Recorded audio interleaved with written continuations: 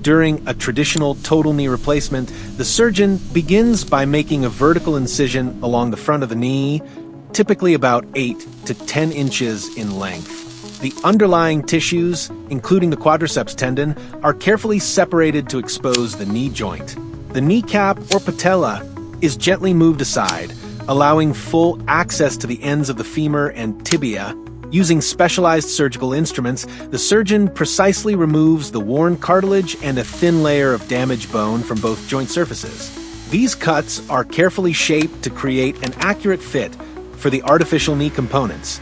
The ends of the femur and tibia are then prepared, and the back surface of the patella may also be resurfaced if needed. The metal prosthetic components are securely positioned on the prepared bone surfaces. A durable polyethylene insert is placed between the metal components to provide smooth movement, absorb impact, and reduce friction during walking. If the patella is resurfaced, a polyethylene button is attached to its back surface to help it glide smoothly over the new joint. After confirming proper alignment, stability, and range of motion, the surgeon repairs the surrounding tissues, repositions the patella, and carefully closes the incision with sutures or surgical staples, completing the procedure.